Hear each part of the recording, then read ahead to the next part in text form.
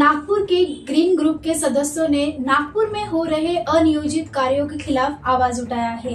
यह गैर राजनीतिक समुदाय के लोग हैं।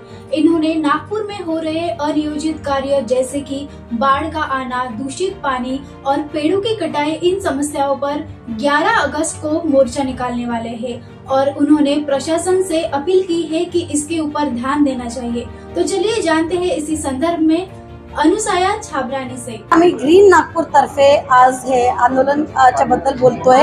ग्रीन नागपूर म्हणजे संस्था, नागरिक या सगळ्यांचा एक ग्रुप आहे जे मागणी करताय की नो मोर सिमेंट रोड्स।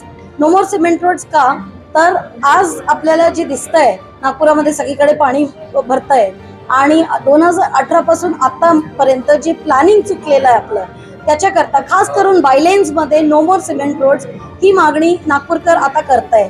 11 तारखेला सकाळी 10 वाजता आम्ही व्हरायटी स्क्वेअर, जिथे आपला गांधी पुतळा आहे, तिथून संविधान चौकापर्यंत एक मार्च घेणार आहोत आणि मग संविधान चौकामध्ये एक प्रोटेस्ट करणार आहोत, ज्याला जन आंदोलन म्हणजे नागरिकांनी पुढे येऊन जे काय त्यांची समस्या आहे ते मांडून एक मेमोरेंडम बनवून आम्ही त्याच्यावरती सगळे सह्या करून आपल्या प्रशासनाला आणि आपल्या नेत्यांना देणार आहोत।